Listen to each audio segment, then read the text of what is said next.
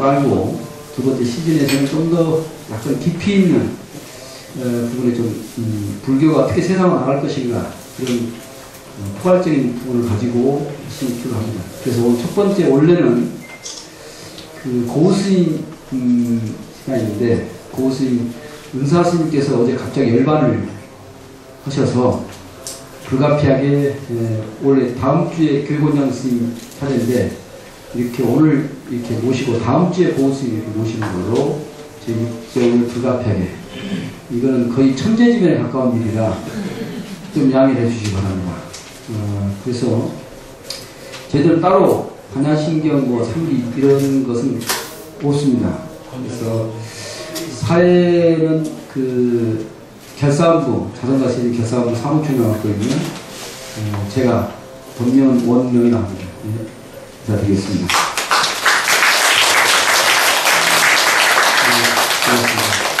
본 행사 하기 전에 잠깐 이제 동영상을 보고 저희 이제 인사말 시작하도록 하겠습니다. 저희가 준비한 정단 세신 관련된 간단 한 7분 정도 되는 영상을 잠깐 좌측을 좀 보시면 되겠습니다.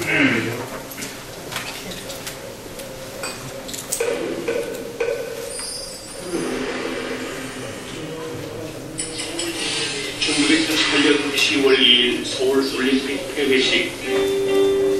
그날 미국 알래스카 배로에서 생긴 작은 뉴스. As for what's going on in Barrow, this drama with the whales has captured the world's attention. But in Barrow, 남쪽으로 이동되던 회색 고래 가족이 얼음 흔적에 갇힌다. 점점 생명의 빛을 잃어가는 회색 고래의 위기 상황.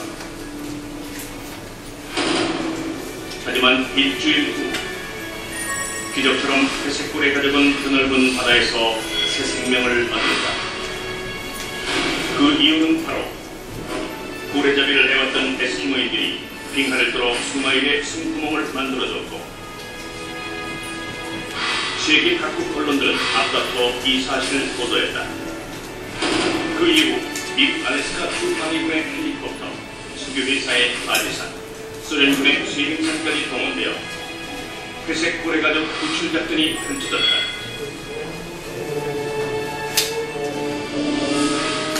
생명을 지키려는 그들의 자비로운 마음이 회색 고래 가족에게 생명과 평화의 길을 열어준 것이다. 지금 한국 불교가 서있는 곳은 어디인가? 회색 고래 가족처럼 희망과 생명의 길을 찾으려면 한국 불교는 어떻게 해야 하는 것인가?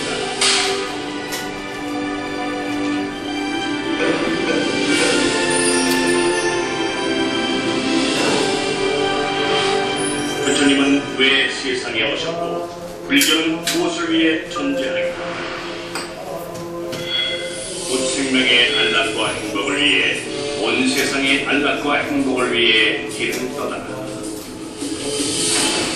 그러나 나만을 위한 불교, 나만을 위한 수행, 나만을 위한 깨달음, 불교인을 위한 전법과 활동, 사찰을 위한 사찰, 종단을 위한 종단. 과연 이것이 불교 본래의 가치일까? 불교 본래의 가치를 찾기 위해 지극히 정직하고 성실하고 투철하게 자성, 스스로를 성찰해야 한다.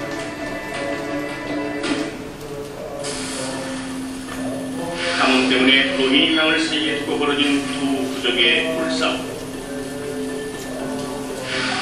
우리는 너희들에게 물을 줄 수 없다. 우리도 너희들에게 물을 줄 수 없다. 내가 가지 않으면 이 두 부족은 전쟁을 하게 될 것이다. 그들을 화해시키는 일은 내가 할 일이다. 부처님은 물보다 값진 생명의 소중함을 일깨워 두 부족의 화해를 이뤄내셨다. 그리고 99명의 목숨을 나서간 살인마 앙굴리마라를 찾아가신 부처님. 걸음을 멈춰! 나는 멈추었는데 그대가 멈추지 못하고 있구나. 부처님은 그의 악한 마음을 지적해 결국 제자로 삼으셨다. 뿐만 아니라 가난한 이들을 찾아다니셨던 부처님은 불평등한 사회 관 법과 제도를 타파하여 약자, 병자, 버림받은 자를 보호하고 불행한 사람들에게 행복을 가져다 주셨다. 그런데 현재 우리 한국 불교의 모습은 어떤가? 역사의 현장에 두 발을 딛고 서 있는가? 불교의 가치인 무생명의 안락과 행복을 위해 연민과 자의심으로 살고 있는가? 본래 부처인 이웃과 불악을 함께하고 있는가? 나쁜 패단과 묵은 것을 버리고 주님의 법에 맞춰 스스로를 갈고 닦는 쇄신을 해야 한다. 2500여 년 전 지금의 민주적 운영을 이미 실천했던 불교, 지위와 법납의 차이를 넘어 함께 대화하고 토론하여 합의 결정하는 산중공의, 자신의 잘못을 대중에게 고하고 참회하는 호산, 자신이 미처 깨닫지 못하고 범한 잘못을 동료에게 청하여 지적받는 자자.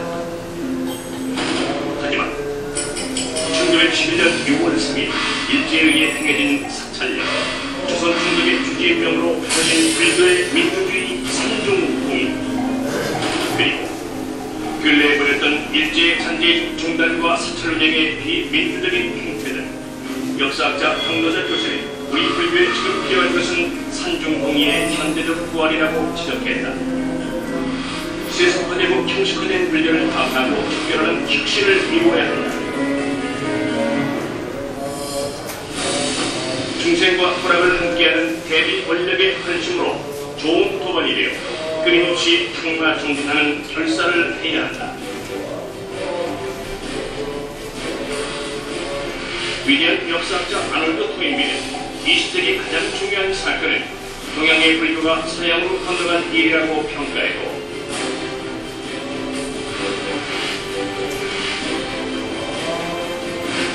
천재물리학자 아인슈타인은 이렇게 말했다. 미래 종교에 응하는 종교를 선택하려고 한다면 나는 불교를 선택할 것이다.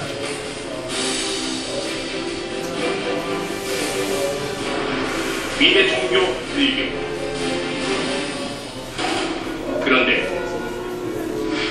과연 지금 우리가 미래 종교 불교의 모습인가?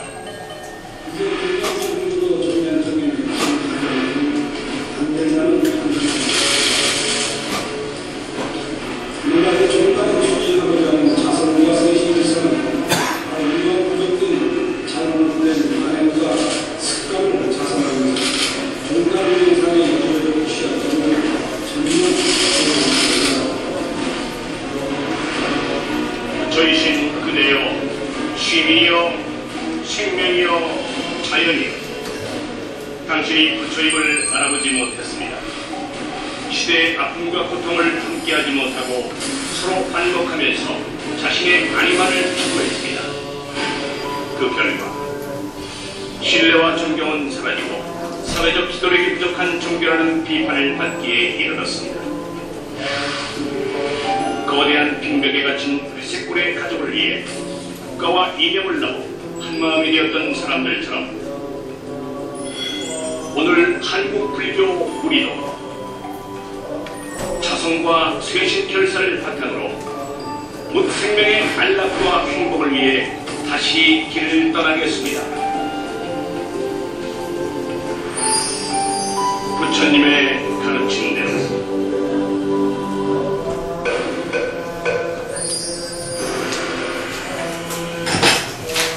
예, 자성과 쇄신 결사를 위한 동영상입니다. 좀 바깥에 계신 분들 좀 이쪽 안쪽으로 좀 들어오시죠. 이쪽에 좀 피어 있습니다. 이 안쪽으로 들어오시면 이쪽으로 오시면 건너시면 될 것 같고요. 먼저 본 행사를 이제 시즌 2번째라고 이야기하겠습니다. 그래서 이것도 10차례 걸쳐 합니다. 그래서 오늘 첫날이라 저희 교사본부 공장 스님의 간단한 인사 말씀을 듣고 인사만 하셔야 됩니다. 식순이 이렇게 되어 있습니다.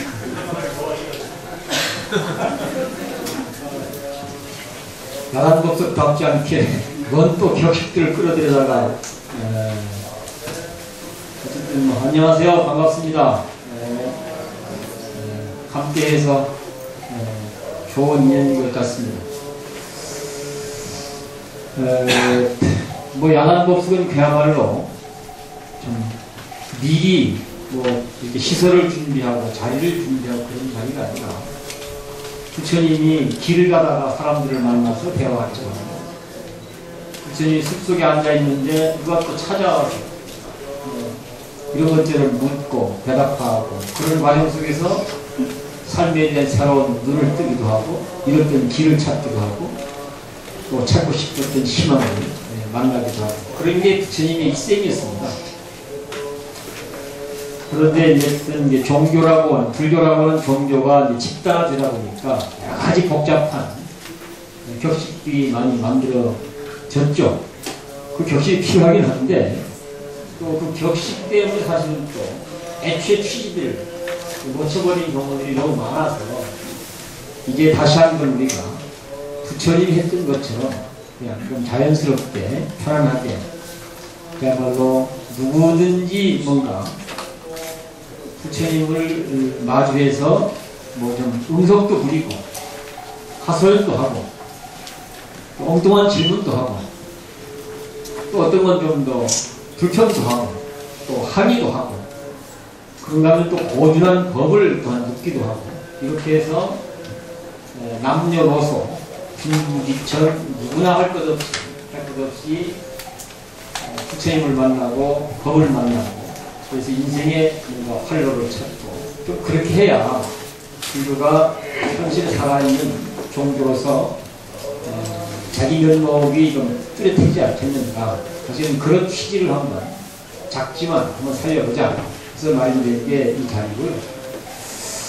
또 한 가지는 우리가 종단 문제를 놓고 보면 늘 이제 종단 돈 관리를 어떻게 할 것인가 하는 것 때문에 맨날 또 시시비비를 하게 되고 또는 뭐 선거 때문에 또 이런저런 또 말씀들을 일으키게 되고 그래서 이런저런 걱정들을 많이 하게 되지 않습니까? 마치 이게 불교라는 집단이 법에 대해서는 뭐 관심이 없고 그냥 돈이나 권력만 갖고 살아가는 집단처럼 비춰지는 부분이 많이 있잖아요. 그래서 그런 게 아니라 그것도 현실적으로 필요하긴 하지만 그보다 더 본질적으로는 진짜 개인적으로, 사회적으로, 또는 뭐 민족적으로, 또는 뭐 문명사적으로 우리가 어떻게 살아야 될지, 또 어떤 방향으로 길을 찾아야 될 것인가, 이런 부분에 대한 뭔가 불을 밝히기도 하고 방향과 길을 제시하기도 하고 하는 이런 정말로 삶에 있어서 꼭 필요한 그런 위대한 사상과 정신을 원하는 것이 불교의 근본이다. 그것을 그 말씀만 이 총문 앞에서 멍석을 펴놓고 우리가 이렇게 좀 고매하게 부처님의 위대한 사상과 정신을 뭔가 묻고 또 듣고 이렇게 따져보기도 하고 함께 또 공유할 수 있도록 좀 해보고 그렇게 해서 우리가 서로 도반이 되어서 그게 탁마가 되어서 좀 내용이 더 성장해 갈 수 있도록 그렇게 하면 불교가 더 좋아지지 않겠는가 하는 이런 취지로 해서 이 자리가 마련이 됐습니다. 오늘은 그런 차원에서 이제 지난번 10번은 아시다시피 그 종단에 복잡한 사태가 벌어졌기 때문에 그걸로 인한 이런 뭐 불만도 있고 또 화도 나고 또 두렵기도 하고 이랬잖아요. 그래서 그런 것들을 자연스럽게 좀 분출시키면서 그런 것들이 좀 순화되어지고 정리되어질 수 있는 과정이 필요하다 해서 지난번에 아무 계획도 없이 그냥 했습니다. 자연스럽게. 그래서 욕도 좀 하고 화투도 좀 하고 원망도 좀 하고 어떤 누구는 나 시주하주지 억울하다 뭐 이런 분투도 하고 그런 과정을 한번 거쳤습니다. 그리고 이번에는 좀 더 이제는 좀 우리가 수준을 높여서 좀 더 뜻을 갖고 좀 더 계획을 좀 해갖고 좀 더 내용 있게 좀 해보자 해서 이제 시즌 2 야단법석을 하게 됐습니다. 오늘은 어떤 깨달음이라고 하는 걸 주제로 해서 얘기하게 되는데요. 사실은 이제 아까 진행자가 말씀했던 대로 고스님이 하시는 자리인데 이렇게 상을 당하는 바람에 못 나오셨습니다. 그리고 결국은 이제 다음 주에 모실 교육원장 스님께서 나오셨는데요. 사실 우리 종단의 교육원장 스님이면 사실은 이렇게 초라한 자리에 모시서는 안 되는 거잖아요. 그렇죠?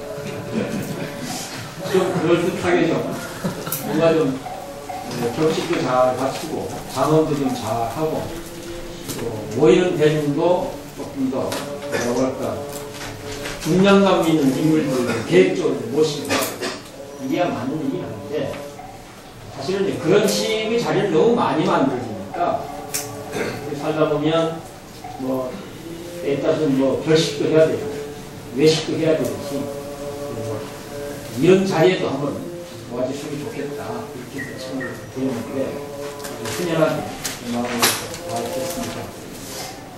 이 부분에서 뭐 박수라도 한번 쳐야 됩니다.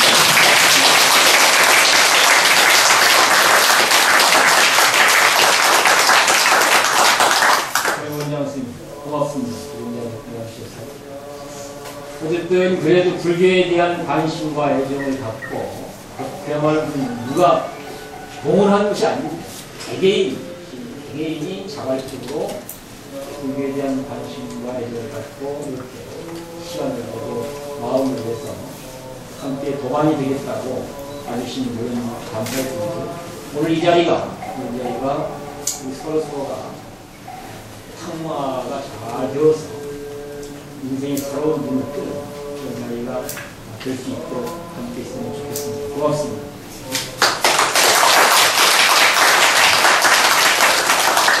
네, 다른 말 뭐 부연 설명하지 않고 좀 진행을 빨리 하기 위해서 야단법석 동참자서 약속이 있습니다. 요 오른편 창유창 그리고 왼편 상부에도 붙어 있습니다. 이걸 함께 합송하는 시간이 있습니다. 이거는 우리가 시즌 1부터 끝날 때까지 이거는 함께 좀 합송을 해야 할 것 같습니다. 같이 읽어나가면 되겠습니다. 미움이나 원망 대신 지혜를 나누는 자녀이 되도록 지금 여기에 마음을 억압하지 말고 있는 그대로 지켜보면서 분명하고 고요하게 내 생각을 펼치겠습니다. 도반의 이야기를 들을 때는 그분의 입장이 되어 그분의 마음을 이해할 수 있도록 온 몸과 온 마음으로 주의를 기울여 보고 듣겠습니다. 여러 사람이 주어진 시간 안에 나눌 수 있어야 하므로 나 혼자 이야기 시간을 독점하지 않도록 잘 살피며 참여하겠습니다.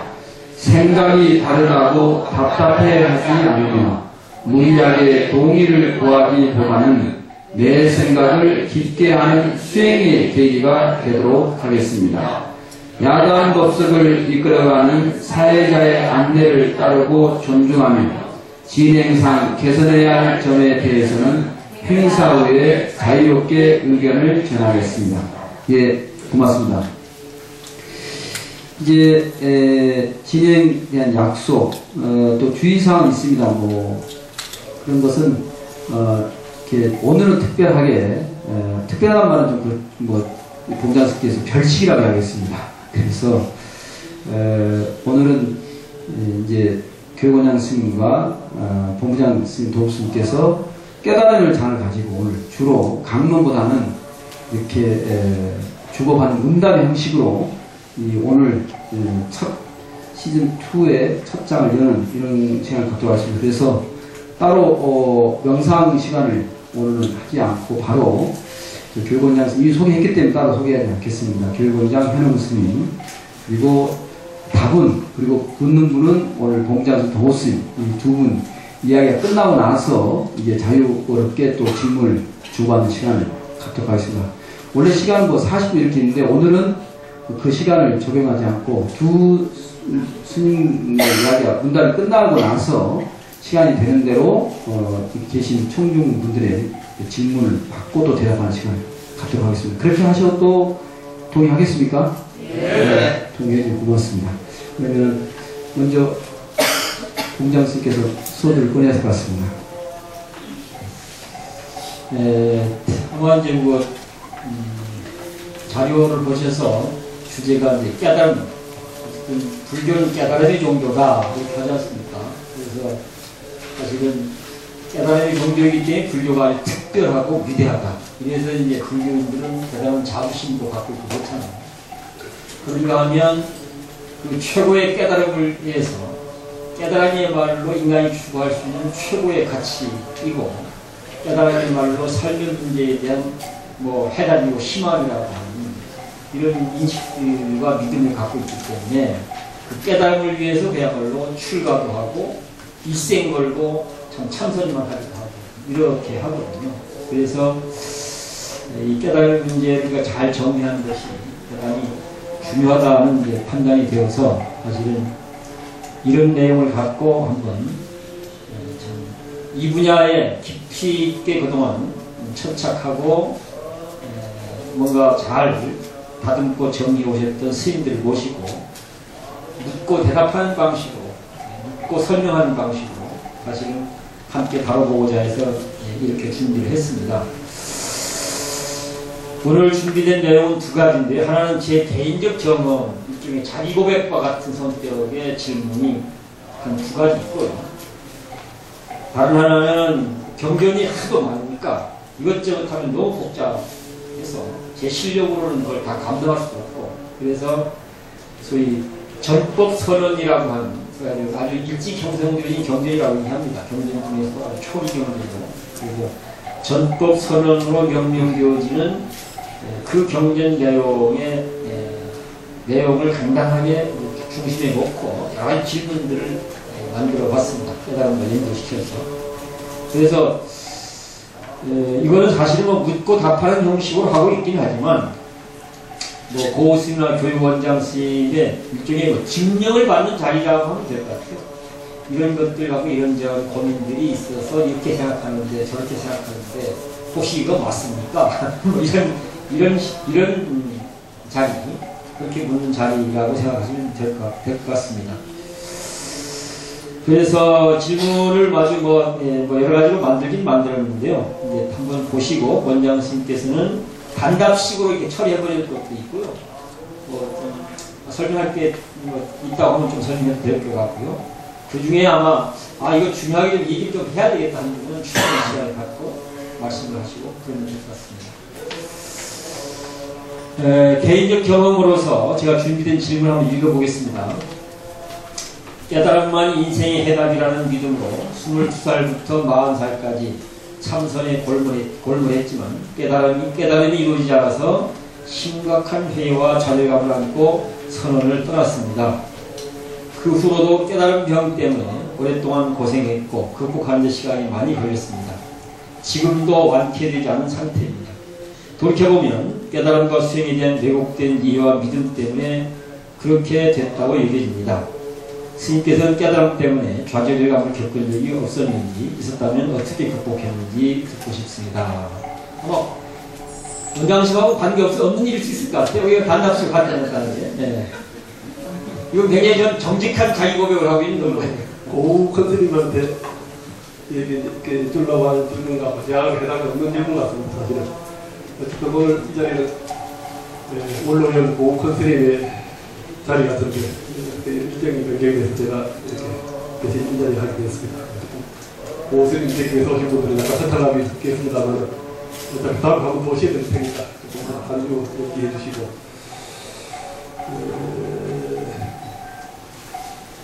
시간이 길어가는데 다른 분수를 좀 달라고 생각했는데 다 생각 안 하겠습니다. 아니 관계 없다면 관계 필요가 있어. 한 3주 전인가 언제 도스님이 이런 자리에 있으니까 참석하자고 같이 하자고 하게 되면 다른 데만 따라보라고 했는데 그러고 나서 2주 뒤인가 있다가 고 선생님이 하는 자리에 같이 참석해서 같이 먹고 같이 이야기하자고 해서 고 선생님 옆에 앉아서 나도 이제 공선 선생님과 다른 선생님들처럼 좀 거들어주면 되는 분들하고 그런 사회를 일단 했습니다만 어느 날 지난주까지 보니까 이렇게 대표에 나를 잡아서 차로 불 나가는 쪽으로 왔다 이렇게 만들어 놨더라고요. 그냥 지금 마음에 딱 있는데 왜 약간 좀 그렇습니다. 어쨌든 일단 자리가 긴 시간은 아닙니다만 이런 자리가 어떻게 보면 의미도 있고 좋은 자리도 하겠죠. 깨달음이 있는지 모르지만 깨달음을 주제로 하는 자리니까 어쨌든 좀 좋은 의미 있는 시간이 됐으면 하는 생각입니다. 도보스님께서 말씀하신 이 깨달음 때문에 좌절감 겪은 적이 있었는지 없었는지, 있었다면 어떻게 극복했는지 듣고 싶다 했는데, 저는 뭐 깨달음을 그렇게 뭐 중요하게 생각하거나 깨달음을 그렇게 노력한 적도 별로 없고, 저도 물론 선방도 다니고 경전도 보겠습니다만, 깨달음이라는 것은 참 깊이 동생처럼 치열하게 깨달음을 얻겠다든지 선방을 다니면서 깨달음을 얻기 위한 간절한 또 치열한 고민과 그런 열정이 없었기 때문에 그렇게 뭐 깨달음 때문에 좌절감을 더더욱 했던 적이 없었습니다. 없고, 그렇게 극복할 일조차도 없었죠. 언젠가부터 다만 제가 하는 불교의 이론이라는 것이 나는 이해가 점차 이렇게 형성되고, 그것이 나름대로 정리된 입장으로 될 뿐이지, 뭐 뒤에 유사한 어떤 맥락으로 질문이 반복되는 것 같습니다만, 아마 저는 그렇게 가다니까 봤습니다. 두 번째입니다. 이건 이제 뭐 우리 큰 스님들을 무슨 뭐 비난하자고 해서 이런 얘기 한 건 아니니까 그건 오해 없길 바라고요. 금호, 성철, 소홍 스님 등 깨달은 도인들의 삶을 보며 큰 매력을 느끼지 못했습니다. 솔직히 말씀드리면 깨달은 도인의 모습이 저 정도라면 굳이 특별하게 불교, 출가, 깨달음을 추구해야 할 필요가 있을까 하는 의심이 들었는데, 혹시 이런 부분은 생각해본 경험 있으신가요? 대답도 다 알고 계시죠? 우리 금옥권 스님, 성철권 스님, 또 수홍권 스님 했지만, 제가 모시고 사는 분은 이렇게 성철 스님만 배인사 같은 이제 모셨기 때문에 다른 분은 제가 인연이 없고, 배인사는 대신 성철 스님, 해안 스님, 뭐 일타 스님, 또 어른 참선을 또 중요시하는 큰 스님들이 많이 계셨죠. 어릴 때부터 쭉 모시고 살았지만은 좀 제가 어리고 철이 없어서 그런지 그렇게 도인이라는 생각으로는 안 모셨고, 한 산중에 모셔서 굉장히 나이도 많으시고 어른 스님이다, 높으신 스님이다, 또 너무 엄격하고 쉽게 접할 수 없는, 간간히 보름마다 대인사 대제광전이나 큰 방에서 대중을 모아놓고 설법을 할 때도 거의 잘 이해가 안 되는 한문투에 맞춰서 하니까 알아들지도 못했고, 그래서 크게 뭐 그런 것보다 너무 어려운 어른들만 생각했지, 그분이 도인이라는 생각, 그리고 뭐 도인이기 때문에 도인의 모습은 저런가, 또 그에 따른 또 기준을 들이대서 실망했다 안 했다, 훌륭하더라는 그런 것도 생각해본 적은 별로 없습니다. 네. 우리 교육원장님은 괴로운 게 별로 없는 것 같은데. 괴롭지 않은 사실은 뭐 도인 되려고 할 필요가 없잖아요. 네, 그렇습니다. 그 모습은 제 노선입니다. 그 모습은. 다 쟤를 모시고 살았던 분들인데, 가까이서. 자, 이제 경전 쪽으로 하겠습니다. 읽어보겠습니다. 부처님은 귀 있는 자는 와서 들으라. 눈 있는 자는 와서 보라. 나의 가르침은 누구나 현실에서 바로 이해할 수 있고, 현실에서 바로 이루어지고, 현실에서 바로 증명된다고 말씀했습니다. 그 말씀의 뜻을 보면 즉각 깨달음 또는 즉각 해탈, 즉각 열반이 가능하다고 할 수 있습니다. 그런데 성철심을 위시한 대부분의 스님들이 깨달음은 난행 고행을 거쳐 먼 훗날 이루어진다고 합니다. 부처님의 견해와 스님들의 견해가 상충한 점이 있는데 어떻게 이해하고 받아들여야 할까요? 그리고는 제가 몇 가지 질문을 하고 있습니다. 깨달음은 먼 훗날 이루어지는 것인가? 지금 바로 즉각 이루어지는 것인가? 어떠세요? 즉각 이루어지는 건 좋겠죠? 그렇죠? 먼 훗날이 아니고 바로 이루어지는 거예요. 두 번째, 깨달음은 지금 바로 적용되는 것인가? 먼 훗날 적용되는 것인가? 세 번째, 만일 지금이 아니고 먼 훗날 이루어지는 것이라면 깨달음이 지금 현재의 삶에 무슨 의미가 있는 것일까? 이런 게 참 궁금합니다. 뭐 이런 질문입니다. 혹시 뭐 원장 스님께서 생각하신 거 있으면 많은 분들에게 도움이 될 수 있도록 말씀해 주시면 좋겠습니다. 어쨌든 이건 다른 분들하고 이 케이프가 어느 날도 저도 오해하는 세상을 받았는데 같이 보면 차라리 좋았을 거예요. 그런 질문의 요즘도 잘 이해할 수 있게 되고, 어쨌든 첫 번째 질문은 깨달음은 먼 훗날 이루어지는 것인가, 즉각 바로 깨닫게 되는 것인가 라는 첫 번째 질문이라든지, 두 번째 질문은 그 깨달음을 통해서 바로 우리가 적용해서 쓸 수 있는 것인지, 깨달았다 하더라도 뭔 훗날 적용이 된 것이 그런 질문인 것 같고, 세 번째는 지금이 아니고 먼 훗날 깨달음이 이루어지는 것이라면 그 깨달음이 현재 우리의 삶과 무슨 관계가 있는가 뭐 이런 내용인데, 여기서부터 조금 이제 물론 깨달음이란 무엇인가 기본 이제 그 하나의 정의랄까요? 이제 깨달음이 무엇인가에 대한 입장의 차이에 따라서 이런 질문 자체가 사실은 성립이 안 된다거나 전혀 잘못된 질문이라거나 또는 다른 방향이 핀트가 안 맞는 질문을 이렇게 뭐 이제 생각할 수밖에 없는 그런 질문들이거든요. 예. 그래서 성철 스님이 원래 이제 늘 불교적 용어로 말씀하시기를 도노동수라 그래서 단박에 깨닫고 더 수행하는 것이 없는 완벽한 수행도 동시에 깨달음과 동시에 수행도 완전히 동시에 완성된다 하는 그런 이론을 제출하는 것이니까 단박에 깨닫는다니까 먼 훗날 깨달았다고 말할 수도 없는 논리적으로 이런 게 한 표현이 있습니다. 그런 논리로 치더라도 혹시 깨달음 하니까 저도 이제 오랜전에 깨달음과 역사라는 제목으로 정리된 책도 하나 이렇게 글도 하나 묶은 적이 있습니다만, 언젠가부터 깨달음이라는 이 용어, 단어 이 자체도 조금 전에는 정확한 표현이 아니다. 괜히 불필요한, 어떻게 보면 당나라, 송나라 때 중국 스님들이 불교적 이해, 보디라고 말하는 존재와 삶에 대한 올바른 이해를 표현하기를 깨달아보자 뭐 이런 말을 쓰면서 뭔가 깨달을 것이 있는 것처럼, 깨달은 그 경지가 있는 것처럼 설정하는 과정에서 오자, 그 이치를 탁 깨닫는다든지 이렇게 명명화하는 과정에서 그 영향하에 있는, 그것은 영향을 받았던 한국 불교, 또 오늘 21세기에 와 있는 지금 우리 불교도들에게조차도 깨달음이라는 것이 무거운 길목이라 해야 될까요?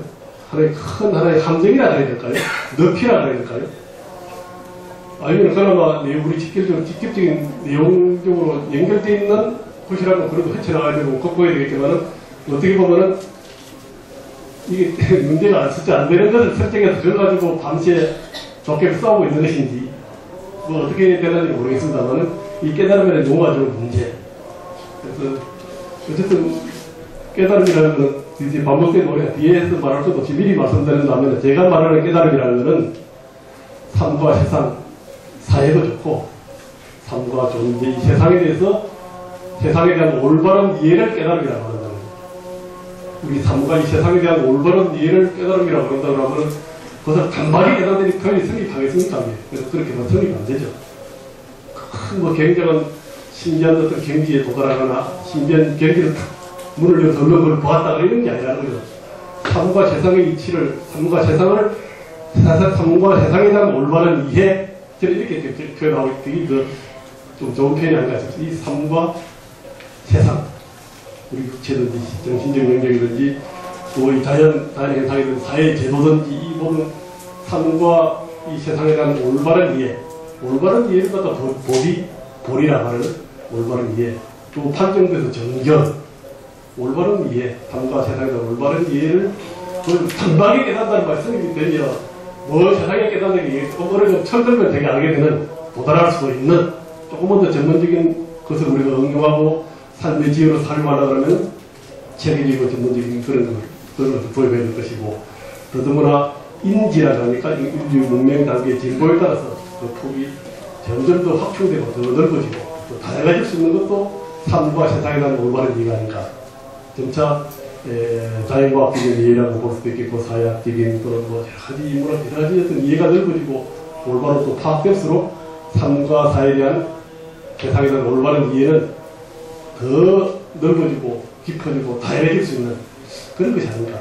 그것이 특별한 거 아닌 것처럼 단박에 깨닫는다 이런 식으로 하는 것 자체가 그동안 중국 선종의 깊은 영향을 받은 하나의 단어가 아닌가. 과연 초기 불교 경전이라든지 경전에 깨달을 오자를 표현하는 깨닫는다는 말을 본 적이 없습니다.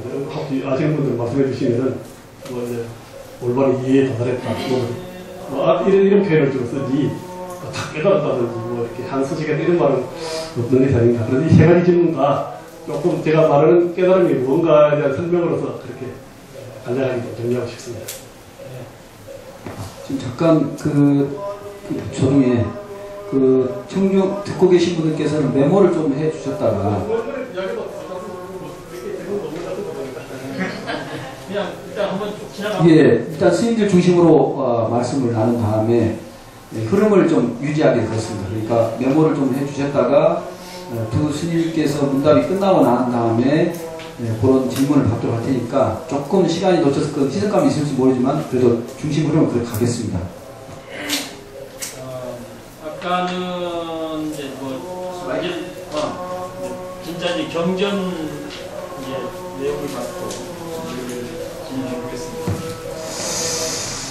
붓다의 가르침이 지금 여기에서 바로 이해할 수 있다, 실현될 수 있다, 증명된다 하는 관점에서 전법 서면 내용을 보면 나와 그대들은 신과 인간들의 분리로부터 해탈했다. 당신과 그 제자들에게 한 얘기입니다. 나와 그대들은 신과 인간들의 분리로부터 해탈했다. 그러므로 무생명의 안락과 행복을 실현하기 위해 전법을 떠나라고 하신 그 전법 선언을 곰곰이 이렇게 음미해 보면 다음과 같은 질문들을 하게 됩니다. 그렇게 해서 한 10개 질문을 만들어 봤습니다.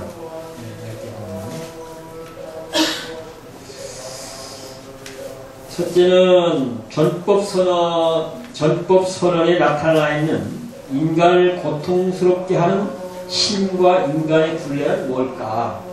불교는 고통으로부터 해탈하기 위해서 불교를 한다 그렇게 하지 않습니까? 그러면 인간을 고통스럽게 했던 신의 분례, 인간의 분례가 과연 뭔지, 이게 뭐길래 이것으로부터 벗어날 수 있도록 벗어났다고 얘기하고 또 사람들로 하여금 그 분례부터 벗어날 수 있도록 전법하라고 했습니까? 그래서 이 분례에 대한 이야기를 한번 질문을 던졌고요.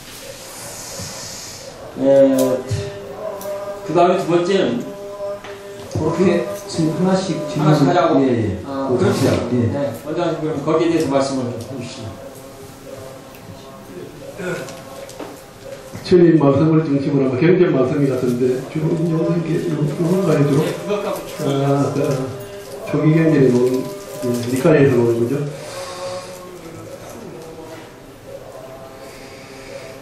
근데 이게 물론 뭐 향후로도 그랬듯이 우리 불자님들이 초기 불교 경전이든지 대성 경전이든지 선오르든지 그 자체도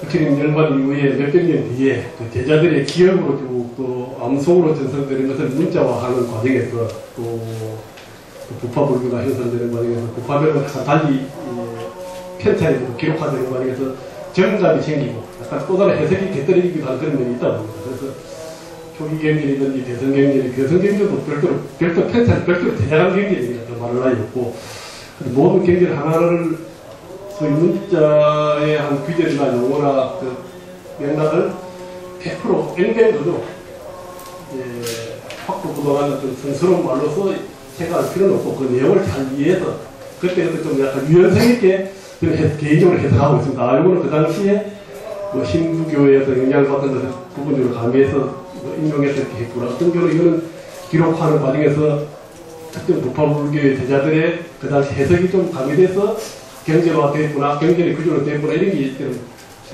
소위 말하는 부처님 경전도 한수 접어주고 둬야 되는 구조들이 많이 있더라는 거죠. 그런 면에서 이해될 것 같고, 지금 전 말씀하신 신과 인간의 분리라는 것은 그야말로 그 당시에는 힌두교, 브라마니즘이라는 힌두교에서는 그 브라만이라는 그 창조신이 있지 않습니까? 그 신이 모든 세상을 창조하고 세상을 주재하고 있고 컨트롤 하는 그러니까 그런 데다가 또 신이 만들어낸 성스러운 계급이 카스트라고 하죠.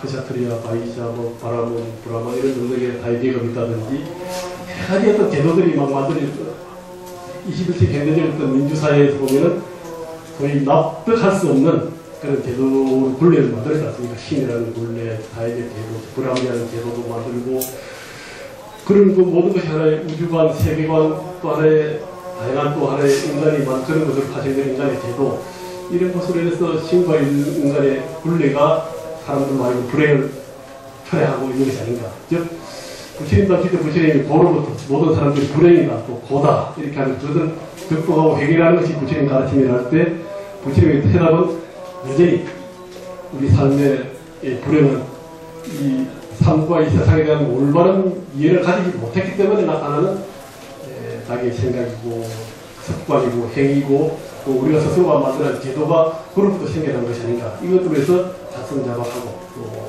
불행한 사회적 뭐 자원도 부족했겠죠. 생산도 잘 안 되고 드라마 불합리한 사회제도 또 그리고 이해할 수 없는 그 당시 인류 문명의 단계로서는 이해할 수 없는 각종 자연현상의 어떤 어려움 때문에도 또 인도는 또 얼마나 척박하고 힘든 그 자연한테 말할 수 없는 고통을 겪고 있었다는 거죠. 그래서 특히 그 중에서 신과 인간의 권리로부터 올바른 이해에 도달함으로써 신과 인간을 주는 각종 권리로부터 해방됐다. 이런 뜻으로 저는 간략하게 그렇게 이해하고 싶습니다. 네. 깨달은 얘기는 아마 결론에 가서 또 하게 될 것 같으니까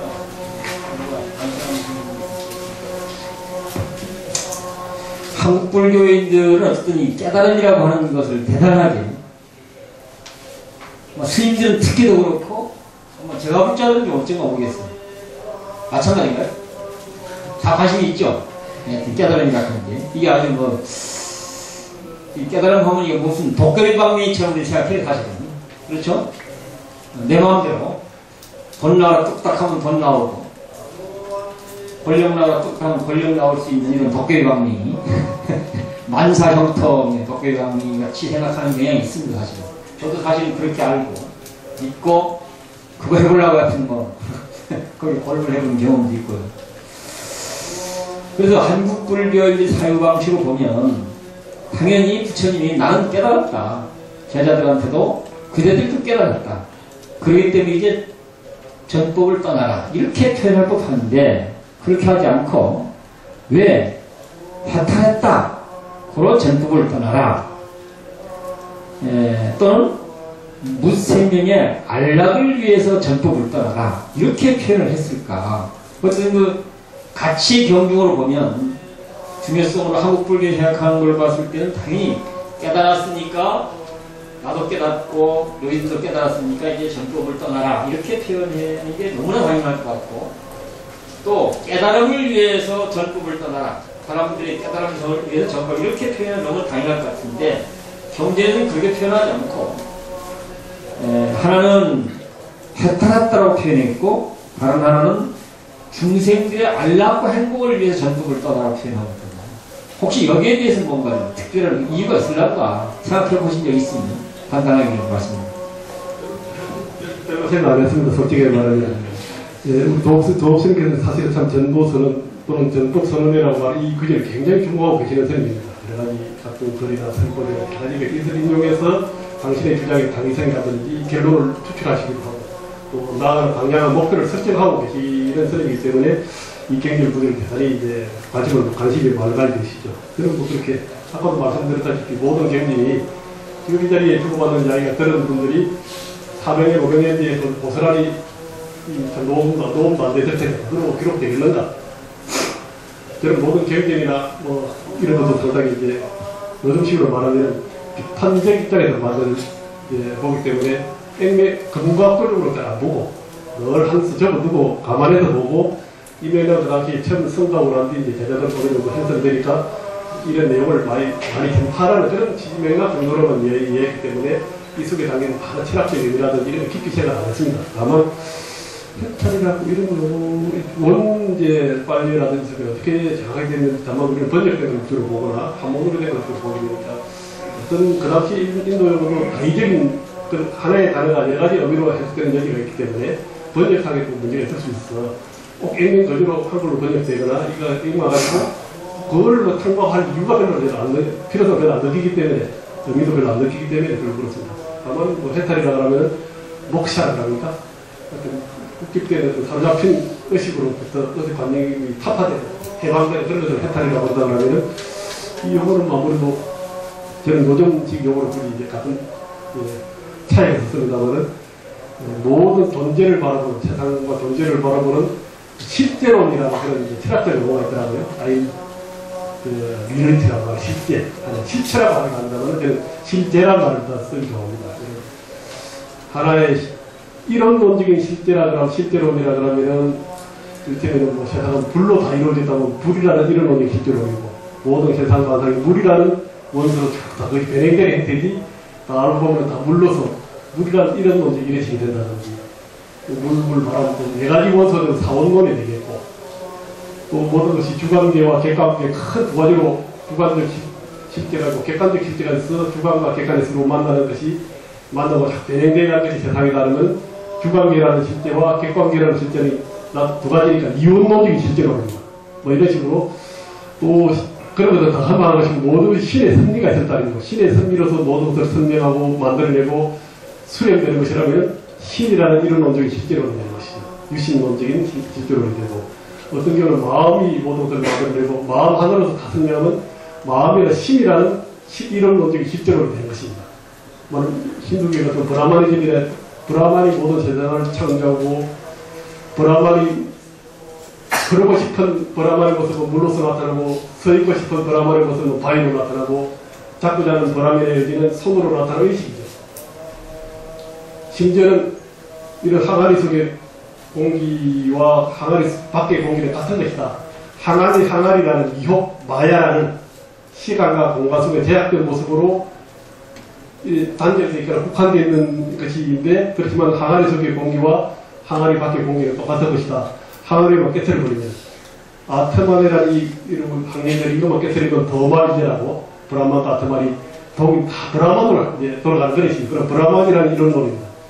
예컨대 이런 식으로 이제 실제론인데 부처님은 그 모든 실제론으로부터 해탈하다. 그것으로부터 그런 세계관이나 그런 관점으로부터 딱 벗어난다는 것을 해탈이라는 용어를 하지 않겠는가. 물론 뭐 윤회로부터 해탈한다는 때도 해탈이라는 말씀이 많은데 저는 이제 해탈이라는 용어를 번뇌라고 말하는 잘못된 세계관, 잘못된 관점, 잘못된 어떤 뭐 이해로부터 올바른 이해에 도달함으로부터 잘못된 이해로 파생됐던 각가지 잘못된 의식이라든지 이런 걸 다 깨뜨리고 해탈된 그리고 이제 각종 실제로부터 해방된 올바른 이해에 도달하기 때문에 뭐 해탈한다 이렇게 이런 용어로 뭐 쓴다고 생각합니다. 그래서 그 정도 선언에 따른 이 구절을 그렇게 크게 개인적으로 주목도 안 해서 선생님처럼 깊숙한 어떤 또 다른 뭐 특별한 말씀이 계신지는 모르겠습니다만은 이 부분은 그렇게 되는 거 일반적인 그냥 간단한 편한 생각으로 그냥 받아들이겠습니다. 예. 좀 뭐 건너뛰면서 일부러 질문을 이렇게 많이 해본 건데 얘기하다 보면 같이 묶어서 가기도 하고 하니까 부처님은 경전에 보면 중도를 깨달았다 이렇게 얘기하고 있습니다. 중도를 깨달았다. 그러면 중도는 뭐냐? 팔정도다 이렇게 되어 있습니다. 물론 깨달음이라는 말 자체가 아마 쓰임새는 대단히 다양하게 쓰이기 때문에 그걸 딱 한 가지로만 단정할 수는 이제 없는 거죠. 그러나 이제 우리가 보통 이제 부처님 깨달은 게 뭘까 하면 보통 중도를 깨달았다 이렇게 얘기하고 있고 중도는 뭐냐? 팔정도다 이렇게 얘기합니다. 아시죠?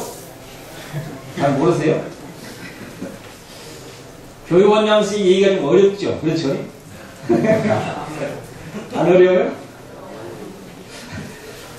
사실 근데 이제 비록 좀 어렵게 느껴지는 부분이 있으리라는 생각이 들긴 드는데요. 그러나 어쨌든 이게 한국 불교의 깨달음의 문제를 대단히 중요하게 생각을 하고 있기 때문에 다양하게 이 문제를 얘기를 이분도 해보고 저분의 얘기도 해보고 이렇게 다양하게 해보면 그런 걸 잘 종합 정리하면 깨달음의 문제를 어떻게 이해하고 정리할 것인지를 분명하게 좀 짚어낼 수 있으리라는 생각이 듭니다. 그러니까 결론적으로는 그런 걸 도출하기 위해서 가진 자리니까 혹시 조금 뭐 어렵고 이렇다 하더라도 잘 듣고 함께 해주시면 고맙겠습니다. 어쨌든 이제 중생의 안락과 행복을 위해서 전법하라 했을 때 그 법은 뭐겠는가? 부처님이 깨달은 법이라고 할 수가 있겠죠. 부처님이 깨달은 법. 그럼 부처님이 깨달은 법은 뭔가? 그런 건 팔정도 이렇게 얘기하잖아요. 이게.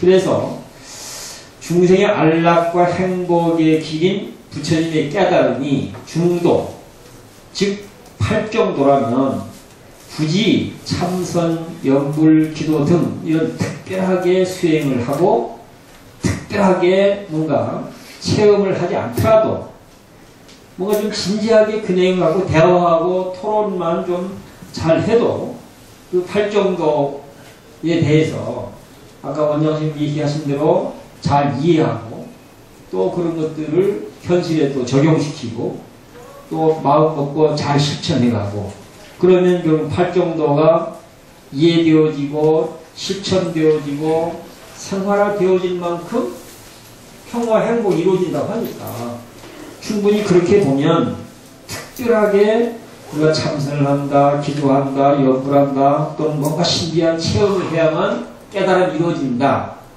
이런 사고방식과는 다르게 이렇게 좀 대화만 잘해도 깨달음의 문제가 해결될 수 있지 않을까 이런 생각을 좀 해봅니다. 혹시 어떠세요? 이 부분? 원장님께서? 저는 팔정도를 통해서 깨달음을 도달한다 이렇게 되는 생각이 안 하고 있습니다. 여기는 지금 깨달음의 내용으로 지금 팔정도 얘기되고 있습니다. 그래서 깨달음의 내용도 팔정도를 잘 안 하고 있거든요.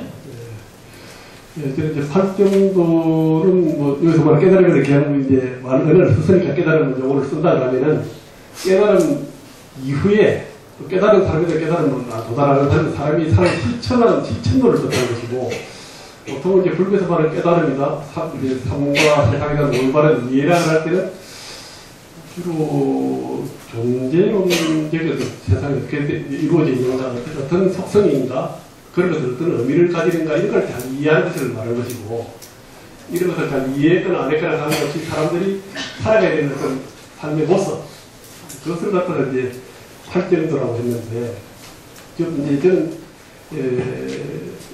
저는 그런 질문이 아직 뒤에 있는지 모르겠습니다만 아직 안 나왔기 때문에 깨달음이 뭐냐 삶과 세상에 대한 올바른 이해라는 할 때 삶과 세상에 대한 올바른 이해라는 그 이해 내용이 구체적으로 뭔지 조금 더 설명을 더 해달라 한다면 삶의 생각이든 몸이든 그것이 이제 삶과 우리 인생이든지 이 사회 모든 사물의 현상이든지 또 사회적 어떤 뭐 사회 제도를 하고 사회 생활이라고 말하는 이 모든 삶과 세상의 모든 것들을 변화성과 관계성으로서 잘 파악하는 입장이야말로 기본적인 이제 올바른 이해다.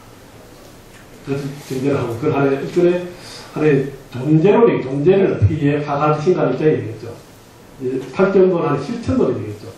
그래서 실천론 가지고 구분을 굳이 하자 그러면 깨달음이라고 말하는 것은 존재론의 상당분 방식에 많이 찍혀 있고 팔정도를 통해서 그런 존재를 좀 올바른 이해는 이제 올바른 일을 바탕으로 하라는 전제 조건인 것 같고 올바로 말하고 올바로 사고하고 이런 거는 그런 걸 통해서 이런 결론에 도달하는 이런 이제 삶과 존재에 대한 올바른 이해에 도달하는 것이 아니고 그거는 삶의 속성을 잘 관찰하거나 잘 관찰하고 잘 음미하고 성찰하면 삶과 사회에 대한 세상에 대한 올바른 이해는 어느 정도 도달할 수 있다는 거죠. 그렇지만 또 치밀하게 좀 못하니까 잘 안 되니까 정치한 또 사고와 성찰이 필요하다고 있고 경제를 보거나 토론을 하거나 깊은 어떤 영상을 통해서 더 성찰할 필요는 있다고 봅니다만 팔정도와 깨달음은 심지어는 좀 약간 무관하다. 팔정을 통해서 하는 게 아니고 올바른 이해에 도달한 사람이 깨달은 사람이 가는 길도 팔정도를 썼지만은 깨달음과 관계없는 모든 사람들이 팔정도라고 말하는 삶의 실천 양식을 통해서 이렇게 살아보면 뭐 좋겠다 이런 뜻으로 일단 일을 합니다. 그래서 깨달음이라는 것은 삶과 세상의 올바른 얘기인데 그 내용은 변화성과 관계성이다. 변화성이라고 하면 무상이라고 말하는 한순간도 노골적으로 변화의 과정이 있다는 것이고 상관성 또 관련성이라는 것은 어느 것도 독불장군이고 다 관련성이고 연관 속에서만 유지되고 파악될 수 받고 결합되어 있고 삼투되어 있는 뭐 이런 것들 이런 삶의 모습이 변화의 과정이 있다. 이것을 갖다가 잘 이해하는 것이 올바른 이해라면 올바른 이해고 정견, 성경도 진정견해 이런 말도 있긴 있죠. 이런 것이 올바른 이해고 오늘 말한 이제 선종 이후로는 깨달음이라는 말로 그런 어떤 올바른 이해를 명명화, 명칭하는 사람은 이런 것을 이런 이제 올바른 이해를 가지고 그 이후에 실천하는 그런 이제 올바른 이해에 도달한 사람과 올바른 이해에 도달하지 않은 사람의 살아가는 모습이 차이가 뭐가 있을까, 이겼는가 하는 이런 이제 전제를 해본다 그러면, 그때 발정도가 됐던 사서법이랑 뭐 여러 가지 뭐 육바람이 돼서 불교에서 실천하는 방법을 다양하게 제시하고 있습니다만, 그 부분은 다른 차원에서 또 이렇게 이야기할 수 있는 능력이다. 뭐 여기까지 일단 연장되는 부분들인데요. 어쨌든 부처님 생애에서 이게 보면, 어쨌든 부처님은 출가해서 그런 뭐 인생의 해답을 찾으려고, 어쨌든 인생이 너무나 뭐 좀 답답하고 고통스럽고, 그러니까 인생에 대한 속 시원한 해답을 찾기 위해서 이제 출가를 하잖아요.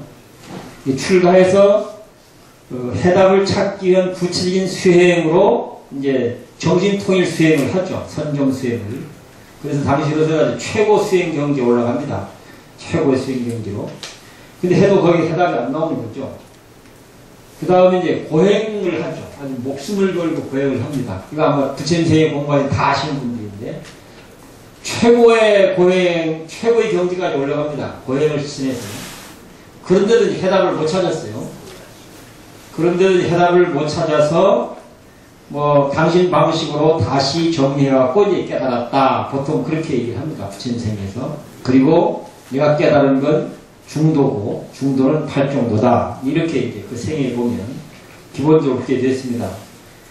그런데 이제 아까 이제 처음에 소위 굴레, 신과 인간의 굴레라고 하는 것과 좀 연결되는 내용인데요. 연결되는 내용인데, 무슨 얘기를 할 수 있을까요? 예를 들어서 당시 사람들은 저기 어떤 신비한 신이 있어서 이 세상을 창조하기도 하고, 저기 신이 있어서 고통에 빠져있는 우리를 구제해주기도 하고. 그러니까 그런가 하면 저 신이 내 운명을 좌지하니까 어떻습니까? 대단히 무시무시하잖아요. 그렇죠?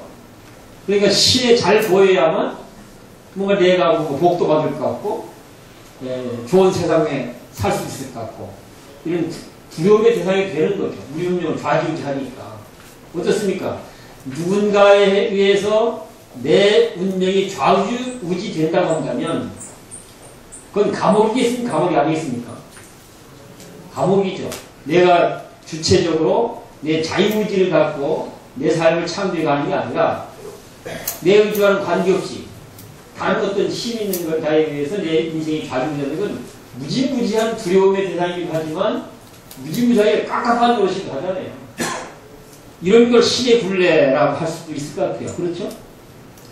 그러니까 하면, 당시 보면 사람들에 의해서 불평등 제도가 만들어졌잖아요. 불평등 제도 때문에 또 약자들 특히 무지한 고통을 받는 거잖아요. 그럼 그 불평등 제도는 감옥이겠습니까? 안 가겠습니까? 이것도 감옥이잖아요. 우리를 부자시킬 때 만드는. 아마 이런 것들도 생각해볼 수 있을 것 같아요. 신의 굴레 또는 인간의 굴레라고 하는 게, 우리 인간을 불행하게 만드는, 그런 차원에서 봤을 때 어쨌든 부처님은 정신통일 수행도 하고 6년 고행이라고 하는 그런 고행도 했는데, 거기서 해답을 못 찾고 뭔가 해답을 찾아야 되겠는데, 그래서 당신 방식으로 정리해서 깨달았다고 하는 게 중도라고 얘기하고, 중도는 뭐냐? 팔정도라고 얘기하거든요. 그래서 아까 이제 원장님 말씀대로 팔정도의 사유 방식으로 이렇게 삶의 문제를 이렇게 실천해서 짚어보면, 이런 내용적으로 그 내용들을 정리하면 그럴 것 같아요. 어디엔가는 특별한 곳이 있다고 생각하고, 어디엔가는 특별한 존재가 있다고 생각하고, 인간이라는 존재는 죄도 많고 모든 게 불안전하니까 뭐가 열심히 정신통일 수행하고 뭐 하고 못하고 하면 그렇게야 업장도 소멸되고 또 완성도 이루어지고, 불안전한 존재가 완성도 되어지고, 이렇게 생각을 해서 열심히 수행을 했는데, 해보니까 그 해답이 안 나오는 거죠. 그리고는 그런 과정을 거치면서 뭘 깨닫게 되냐? 이 세상에서 가장 거룩한 현장은 지금 여기다. 천하에 다 뒤져봐도 여기만 한 현장이 없다. 가장 중요한 시간도 온 시간을 다 버텨봐도 지금 이 순간만한 그런 중요한 시간이 없다. 그리고 어딘가 더 신비하고 완성되고 대단한 뭔가 있다고 생각했는데 지금 여기 너 자신, 하나님도 아니고 그 누구도 아니고 너 자신보다 더 거룩한 건 없더라. 만약 이런 것들을 깨달았다고 한다면 어때요? 신의 분례로부터 자유해지는 거잖아요. 내 운명은 내가 창조한다. 이런 거잖아요. 내 운명은 내가 창조해가, 내 운명의 창조 주체는 내 자신이다. 이건 그러면 신에 종속될 필요가 없지 않습니까? 그래서 신으로부터도 자유해질 수 있고 또 이렇게 해서 인간이 만들어낸 그런 분례로부터도 자유할 수 있다고 생각을 하게 되고 그런 것들이 제가 볼 적에는 뭐 천상천하 유아독별이라는 표현으로도 등장하기도 하고 본래부처라는 개념으로도 등장을 하고 있는데 제가 이해하는 게 뭐 일리가 있다면 그 자체가 대단한 깨달음이 할 수 있지 않겠습니까? 구원의 주체인 신이 저기 있다고 믿었는데 그거 내려놓고 구원의 주체는 내 자신이다. 이런 깨달음도 이 자체만으로도 대단한 깨달음이라고 할 수 있을 것 같은데 원장 선생님은 어떻게 생각하십니까? 예, 솔직히 말씀드리면 뭐 대단한 깨달음은 아닌가 뭐 상식적인 깨달음이다 이렇게 일단 말씀드리고 싶습니다. 예, 대다수 현대적인 교육을 받은 일반적인 사람들은 신이 뭐 이런 사물이나 세상을 창조했다고 아무도 생각하는 사람 별로 없을 겁니다. 그렇게 생각하는 시대도 아니고 예, 세상이 어떻게 이루어져 있고 어떻게 만들어지고 세상의 속성이 어떤 것인가 하는 것은 뭐 팔점들을 통해서는 난 잘 모르면 알 수 없다 생각하죠. 그러니까 부처님 아마 이 세상 속성을 세상 속성을 잘 집중해서 관찰하고 이렇게 성찰하는 과정에서 이제 알게 된 나름대로 이제 이해에 도달하셨다고 보는데 그렇다더라도 좀 소박한 수준이라 생각하죠. 지금 제가 생각하고 지금 한 2,500년 전의 일이거든요. 그렇지만 그것을 참 눈부신 또 심오한 통찰이 그 속에 있으니까 기본적인 세상을 보는 변화와 관계성이라고 우상무화라는 연기라고 말하는 또 공성이라고 표현할 수 있는 연기성 이런 것들에 대한 것은 다양한 형태로 응용되고 발전돼서 오늘까지 이루고 있습니다만 그 당시 표현한 경제인들의 언어나 용어들은 대단히 소박한 수준이라서 21세기에 현대 과학 문명이 발전된 이 시점에서 보면은 그런 정도의 말씀에 의존하지 않고 이 세상과 존재를 바라보는 더 정확하고 올바른 관점을 가질 수 있기 때문에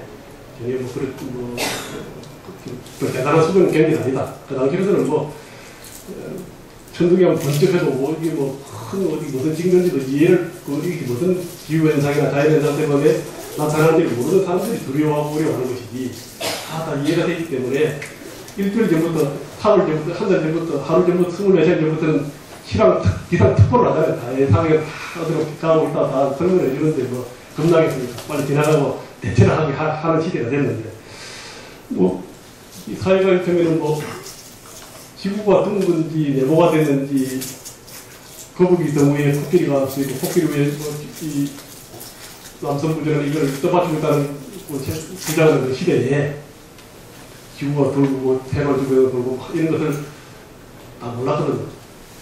당나라 성나라 인도 사람도 그렇게 말한 적도 없었고 이거는 정확한 관찰과 여러 가지 분석을 통해서 측정을 통해서 하나하나 과학적 지식을 성장시키고 또 검증과 반증이라는 절차를 통해서 하나의 과학적 지식을 성장시키면서 세상을 이해하는 틀이 확대되어 왔다. 그런 틀로서 존재를 잘 이해하는 것이 깨달음이라고 하려는 올바른 이해죠.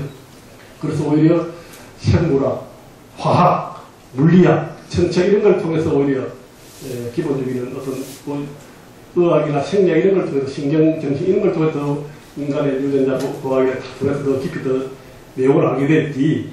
그 전에 한 번도 제대로 된 이해는 대략 이게 하나의 그 상징성 내지는 그런 어떤 기본적인 성격으로서 제시하는 그런 게 있을지 모르지만 지구가 둥근 걸 알아야 되는 것이 깨달음을 통해서 한참 알아야 된다 보면 그 많은 고인들이 다 그렇게 이야기했을 거 아닙니까? 그렇지만 코페르니쿠스가 아니면 이렇게 갈릴레이가 많은 것을 관찰을 통해서 이제 알아내야 됩니다. 그래서 이 깨달음이라는 영역은 삶의 삶과 세상에 대한 올바른 이해는 올바른 관찰과 이해 이런 걸 통해서 분석을 통해서 하나하나 성장해 왔다. 그래서 오늘날 가장 아직도 구명 안 된 또 영역이 좀 있죠. 또 쟁점이 있는 것도 있고 드립된 과학적 이론도 있고 하지만 그런 것들이 오히려 사물과 존재 또 다만 사회과학적 어떤 이론들 걔네들은 이거는 아까 말 이런 거야말로 활동들의 영역이죠. 실천 영역입니다. 이를테면 우리가 지혜와 자비라고 이렇게 불교를 분류하기를 좋아하지 않습니까? 지혜라는 것은 존재를 어떻게 이해할 것인가 하는 그런 영역이고 자비 영역을 어떻게 실천할 것인가 하는 윤리적 영역이라고 본다는 거죠. 그래서 자비 영역은 하나의 지시가기보다도 우리 판단의 문제고 선택의 문제이기 때문에 끊임없이 변하고 상황에 맞춰서 우리가 사회적 목표라든지 사회적 방법론을 설정한다든지 합의를 한다든지 제도를 만들어가는 것은 또 사회적 영역이고 하나의 자비의 영역, 크게 보면 자비의 영역이 있는데 불교는 그런 것을 하더라도 자비의 정신으로 살아가는 것을 전제하기 때문에 자비라고 부르기보다는 지혜의 영역이라고 말하는 보디의 영역, 올바른 이해의 영역, 깨달음의 영역은 이 존재나 삶을 어떻게 볼 것인가 하는 이걸 제가 규명하고 잘 이해하는 이런 것이 보다 더 돼 있다고 하면은 팔정도는 그거를 설명하는 이론은 아니거든요. 팔정도를 깨달아서 깨달음이 다른 건 아니고 부처님이 깨달음이라고 한다면 주로 존재론적이 있죠. 존재를 잘 이해하는, 존재의 속성을 잘 이해하는 것이 깨달음의 영역으로 우리가 정리하면 되겠다는 생각이 들었고요. 그 내용 주로 연기의 가치, 이것이 뭐 그것이 변화의 과정이 있다든지, 무화라든지, 뭐 이런 것들이 주로 깨달음의 영역이 아니겠는가. 그러면 그것이 어떤 의미가 있나 가치가 있나 또 별개의 이야기가 되겠습니다. 예. 잠깐만, 예. 이제 벌써 두 스님께서 문답 원래 다 끝날까지 있는 시간이 좀 되니까. 왜 있어? 잠깐만요. 아니. 이거 사회자만 40분 정도 진행되는데요. 제가 보기에는 이렇게 중간에 약간 스님, 뭐 본부장 스님이나 교원장 스님께 지금 이야기를 듣다 보니까 오히려 또 궁금증이 유화되니까 잠깐 두 스님 직접 문답을 피해서 중간에 조금 한 10분, 20분 정도 직접 뭐 본부장 스님이나 교원장 스님께 내가 평소에 생각했던 깨달은 불교의 모습 너무 상반된 또는 전혀 그렇지 않는 너무나 혼란스러운 또 부분도 있다. 이런 거 있으면 잠깐 질문을 하고 자유로운 이야기를 듣고 다시 환기시키는 의미에서 이렇게 하고 다시 두 스님의 문답을 좀 가져가도록 하겠습니다. 예. 혹시 말씀해 주실 분은 그 손을 들고 말씀해 주시면 좋겠습니다.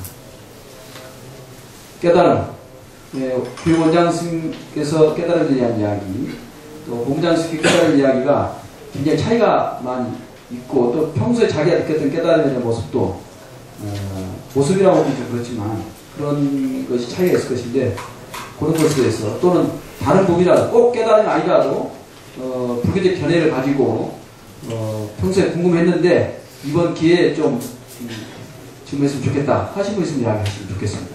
아마 우리 노스님 질문 내용이 주로 아마 소위 말해 전형적인 어떤 이제 깨달음이다 이런 걸 위해서 수행하시는 참석하시는 스님들을 주로 대상 염두에 두고 작성된 아마 질문이다 보니까 사실 이 질문자한테 제가 자주 대화를 나누는 스님이라서 저를 위해서라면 아마 이렇게 질문문하게 안 답해서 좀 아마 노스님을 염두에 두고 아마 답다 보니까 한 말씀 드리겠습니다. 우고이라고 하고요. 단 질문에보다 좀 당황스러운 그런 생각인데요. 그 교육원장 스님께서 대담을 하시면서 교육원장 스님께서는 이제 그 종단 이끄는 스님이신데 경전에 대한 견해가 경전이 그 소박한 것이고 지금 현대적인 과학 문명이 더 경전보다 더 신뢰할 수 있는 것이다는 식으로 그 뉘앙스를 말씀하시니까 참 그 교육본장 스님께서 이렇게 말씀하시니까 좀 당황스럽습니다. 여기에 대해 가지고 두 분 스님께 좀 이렇게 잘 정리를 하셔야 될 것 같습니다. 원장 스님이 해명하셔야겠습니다. 네, 충분하게 이런 질문들이 참 유익한 질문이고 꼭 필요한 질문이죠. 저한테는.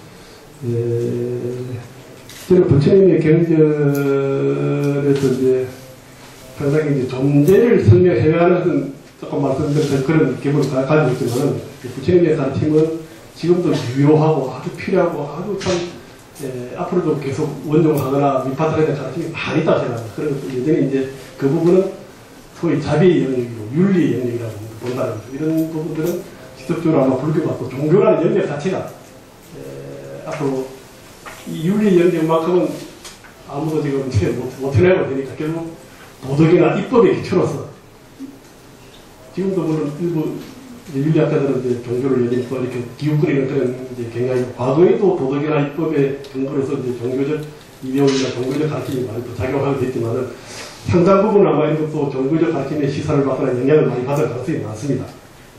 그래서 불교는 특히 특별한 이제 신이라든지 이런 승리를 전제로 한 이런 종교가 더 합리적이라고 개인적으로 생각하기 때문에 이런 과학적이라 생각하지 않습니다. 합리적인 말을 또 우리가 하나 과학적이기를 못하고 일부러 과학적인 것도 좀 있지만 오늘날 과학적 기준으로 들여다기는 과학자들은 과학 철학하는 사람이나 과학자들은 종교가 불교까지도 과학과 전달되는 걸 좀 싫어합니다. 약간 아마 부분 안에서 하는 것을 부정하다고 말하기도 하고 불교 과학계까지 거의 어떤 때 과학계를 주장하는 과도한 주장을 하고 있다 이렇게 말하거든요. 그래서 우리 과학적인까지 일부 있다 하더라도 불교가 말하는 거는 좀 합리적이라는 합리적인 영역이 뭐냐면은 실체의 영역이고 윤리의 영역입니다.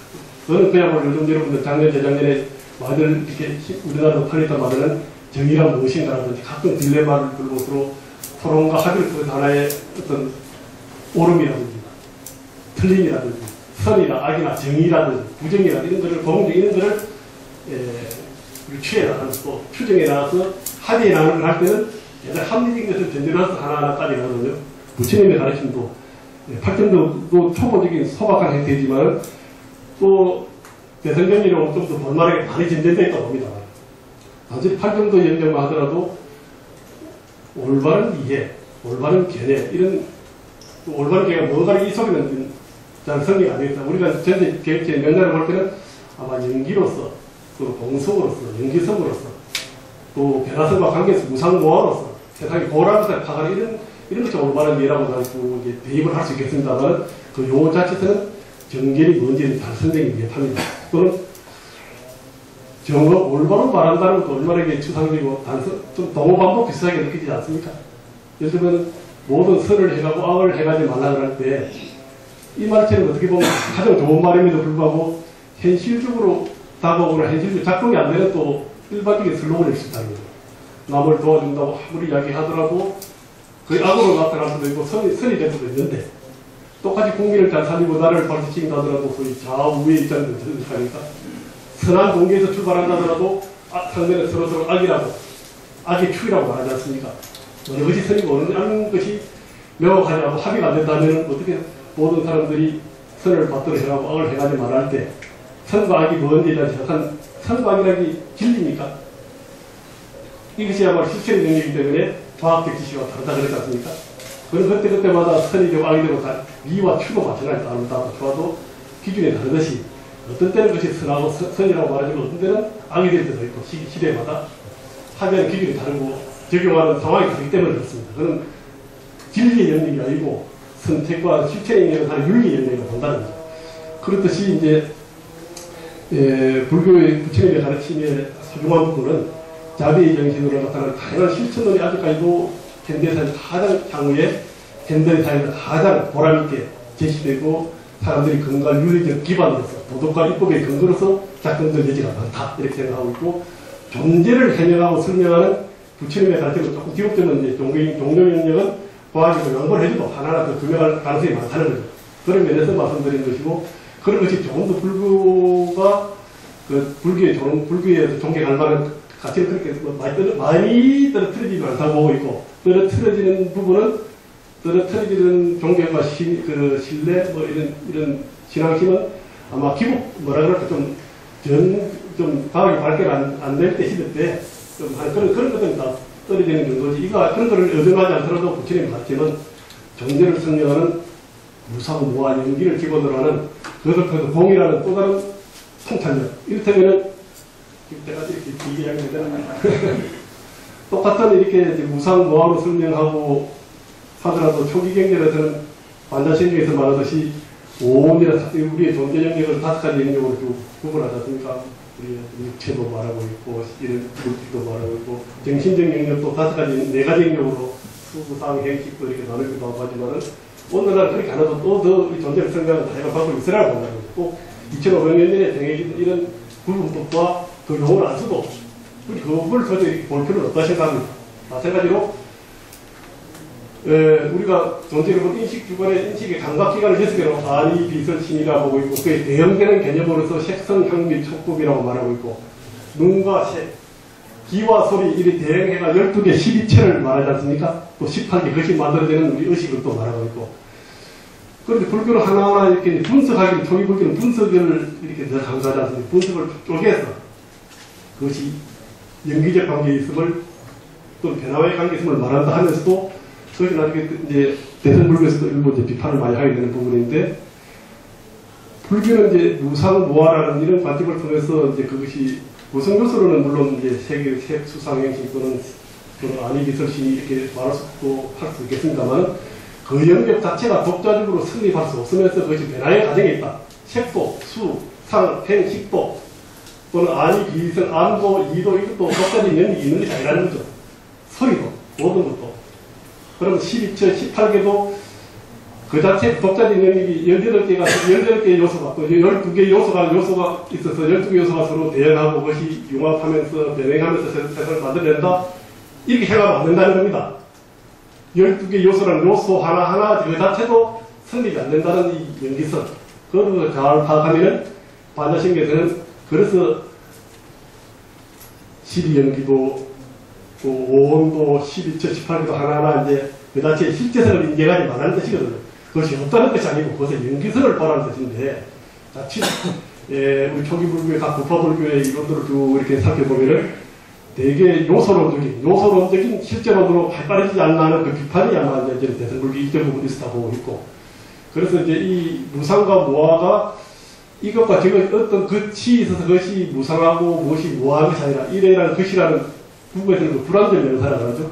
것, 명사, 명사화할 수 있는 그 자체가 성립이 안 된다는 관점이라는 거죠. 하나의 콩이 있다고 할 때, 콩이, 이를테면 다른 주변 요소를 다 배제하고 콩이라고 해서 있다 하더라도 언제부터 콩이 태어나는가, 콩이 생성된다 말을 못한다는 거죠. 콩의 씨앗의 단계에서부터 조그마한 싹이 터서 이렇게 줄기가 나고 잎이 나고 꽃이 피고 또 열매를 맺고 콩의 순환 사이클이 있다고 봅시다. 그것이 한 1년 정도에 걸쳐서만 진행되는 것이라면 어느 시점에서 처음 콩이 태어나고 그때부터 콩이라고 부르기 시작하는 그 기점은 언제까지든 열매인 상태하고 콩이라고 말할 수 있고 꽃인 상태라 다 콩이 날 수 있는데 그때도 미세하게 쪼개면 어느 시점은 정할 수가 없다는 거죠. 그것을 일러서 불교에서는 상한 적이 없다. 그 무생이라는 거죠. 어떤 존재도 언제부터 컵이 완성된 백기사가 톡 서툴된 게 나타나지 않는 거죠. 이 무산 공정과 다양 공정과 하나의 어떤 과정이 쭉 진행되는 과정에서 동지 결합됐을 때 어느 때 컵이 처음 시작되는 것을 깨닫지 못한다는 겁니다. 그것을 무생이라는 겁니다. 존재의 속성을 잘 이해하는 무생법인을 깨닫다는 거지 않습니까? 나는 게 없으니까, 나는 것을 제가 설정할 수 없으니까 존재가 없다는 말은 전혀 다른 말입니다. 그런 과정으로 존재를 파악할 때 멸이 언제부터 멸했다는 말을 설정해서 그게 불생불멸입니다. 관자식 불생불멸이 하나 태어나면 그것이 영원히 안 죽는다고 불생불멸이 아니고 생성됐다, 생했다, 탄생했다 이것이 논리적으로나 현실적으로 성립될 수 없는 존재의 변화와 관계성의 양상이기 때문에 생했다고 말할 수가 없다는 거죠. 이 존재 형태는. 그걸 일러서 연기성이다, 법성이다, 공성이다 이렇게 이제 다시 또 대선 불성이라 하자 이렇게 말하고 있습니다만 세상이 없으니까 멸한다고 막 성립 안 되고 불생 불멸이 이렇게 된다는 것을 말하는 것이지 한번 불교를 잘하면 영원히 안 죽는 경지에 든다 이렇게 오해하는 건 전혀 상관이 없답니다.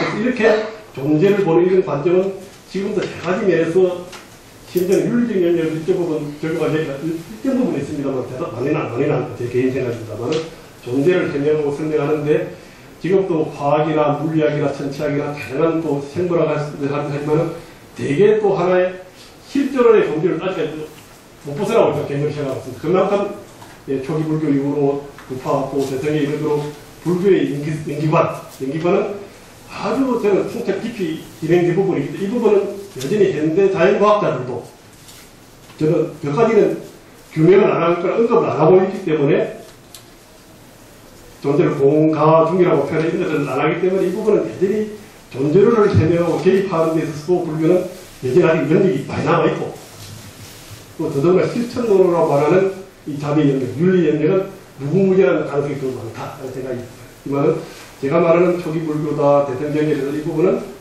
저는 개인적으로는 오리지널한 불교가 따로 있는 것이 아니고, 불교는 개인적으로 틀림없이 진화한 불교다.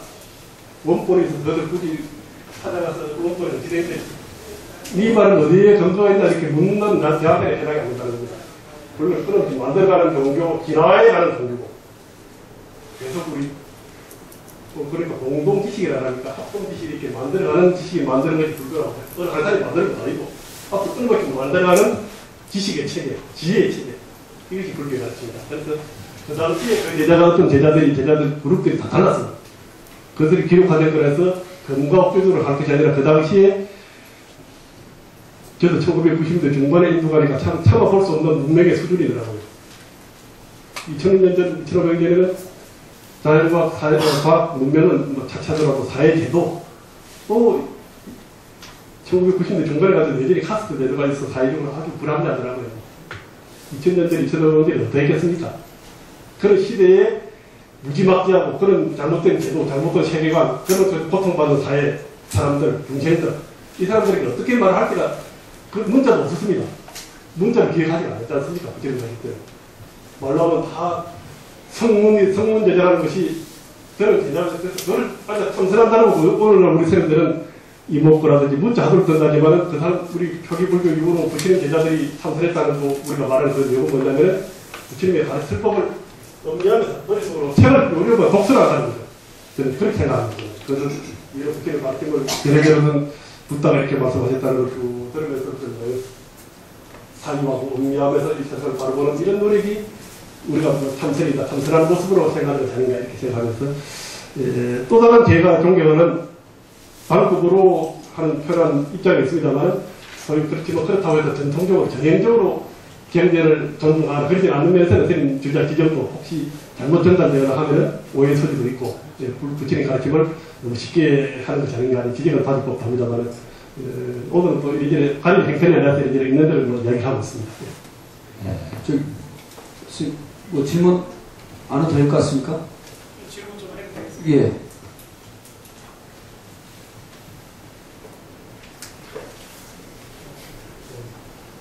제가 한 말씀 올리겠습니다. 부처님이 2500년 전에 통화하셔가지고 지금 그 당시에서부터 지금까지 이루어오는 깨달음에 대한 이야기를 과연 여기서 지금 뭐 서술적으로 토론형으로 단시간 내에 뭐 이걸 결론적인 이야기를 할 수는 없겠죠.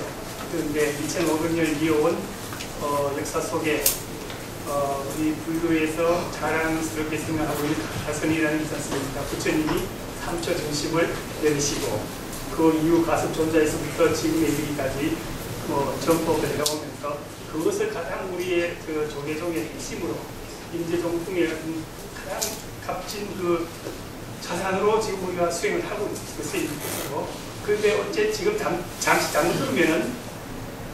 들으면 이거 완전히 우리 일본식 그 논리적인 유식적인 쪽으로 불교가 가야 제대로 가는 거 아닌가 하는 그런 어떤 논리로 가는 수도 있다고 들려서 제가 말씀 올렸습니다. 저는 솔직히 말씀드려서 가나 참선이 세계에서 유일무이하게 한국에서 가장 성행이 되고 있고 그것이 깨달은 가장 빠른 길이라고 저희 솔직히 좀 배우고 지금 수행을 열심히 해보려고 하는데 그쪽하고는 너무 격이 다른 쪽에 저희가 한 번만 제대로 한민간이 아니고 법화경을 한번 자세히 강의서를 들어보시면은 지금 하신 말씀들이 다 나오신 겁니다. 그건 지도를 보고만 있을 수는 없지 않습니까? 그 수행하는 방법, 깨달음이 아니고 여기서 깨달음이란 무엇인가라는 것은 깨달은 사람이 하는 말 아닙니까? 깨달음으로 가는 길이 어떤 것이 바른 것이냐? 깨달음으로 가는 길, 그건 어떻게 생각하십니까? 죄송합니다. 아직 일어나 있습니다. 오늘은 뭐 무슨 조계종이냐 가나선이냐 좀 이런 얘기 이전에 얘기하고 있습니다. 아주 우리는 기초적인 우리 수준이 이거밖에 안 되니까 아주 기초적인 얘기를 좀 해보자는 겁니다. 그 고준한 조계종, 고준한 가나선 여기까지 안 가고 아주 그 이전에 그래서 내용도 초기 경전에서 표기경전이라고 이야기되어지는 소위 전법서는 전법서는 그걸 갖고 계속 얘기하는 이유도 그런 데 있습니다. 그러니까 너무 복잡해져 버리니까 그건 좀 참고적으로 이해해 주시기 바라고요. 네. 자, 그러면은 또 다른 분보다는 그러면 시간이 한 또 15분 정도 흘렀습니다. 그냥 또 공장스럽게 준비한 또 내용을 가지고 교육장스럽게 질문하는 시간, 그리고 나머지 시간에 자유롭게 또 질문하는 시간을 갖도록 하겠습니다. 이제 좀 시간을 한 20% 좀 맞추고 좀 해야 될 것 같습니다. 네, 이제는 뭐 사실은 아까 뭐 대충 뭐 나왔던 얘기들이 뭐 반복되는 겹치는 부분들이 많습니다. 겹치는 부분들이. 다만 이제 이건 주로 제 경험이 많이 사실 작용을 해서 만들어진 질문일 수밖에 없습니다. 제가 했기 때문에. 다음은 우리가 이게 꼭 우리가 이제 깨달음의 문제.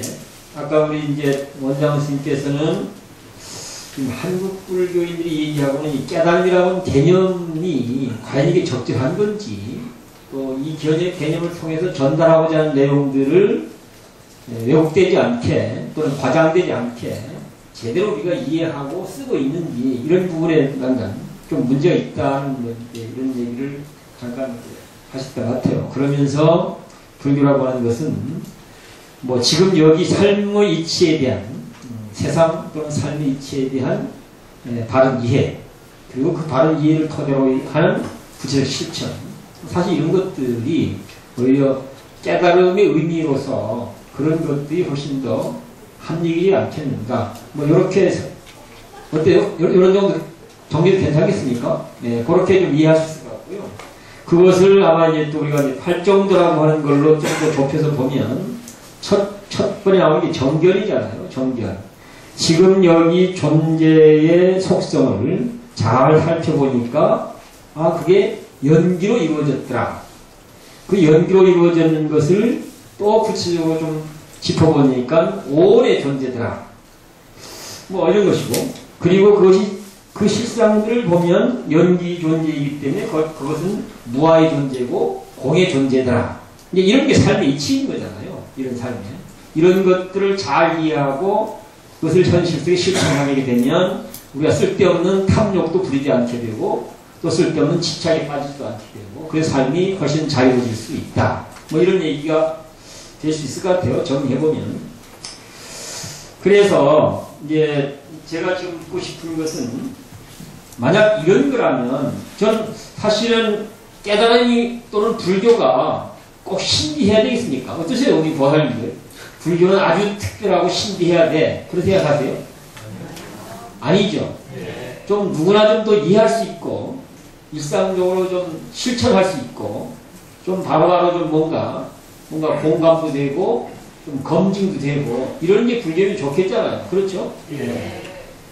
그런 면에서 이제 아마 오늘 우리 이 자리는 바로 그런 불교의 본래 취지들을 좀 잘 찾아내보자. 그래야 우리가 좀 불교를 좀 효과적으로 할 수 있지 않겠는가. 사실 그런 취지에서 마련된 자리입니다. 그래서 이런 질문을 하게 됩니다.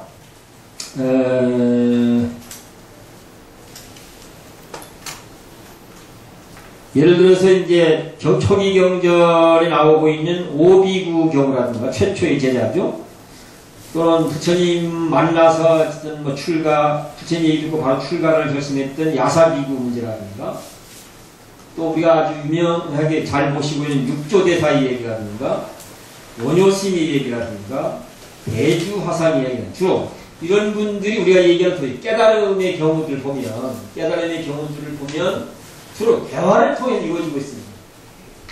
우리가 생각하는 것처럼 막 특별하게 뭐 정신 집중하고 통일을 하고 그리고 뭔가 정신적인 신비한 체험을 하고 이렇게 해서 깨달음이 이루어지는 이런 형태가 아니고 원효스님은 잘 아시다시피 해골 바가지 물 먹는 것 같고요. 육조스님은 나무꾼이지 않습니까? 나무꾼인데 시장 바닥에 가서 금강경 얘기하는 걸 듣고 사실은 개합을 했거든요.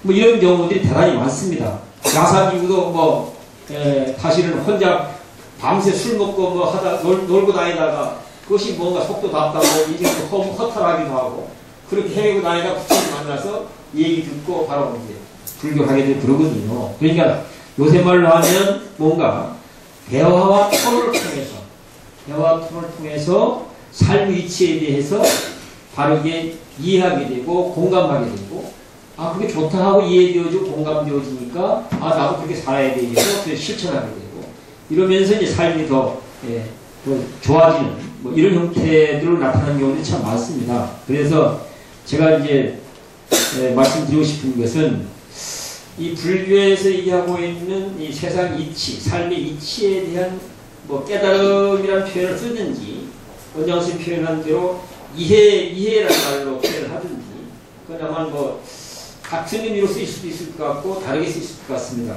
하여튼 그렇다 하더라도 이 스승과 제자 또는 도반과 도반 사이에 우리가 이런 내용들을 잘 대화를 하면 충분하게 세상 이치를 잘 이해하고 삶에 실제 적용하고 도움을 받을 수 있도록 이렇게 가능하지 않을까 싶은데 어떻습니까? 그 부분은? 조금 복잡하게 대답을 좀 드리겠습니다.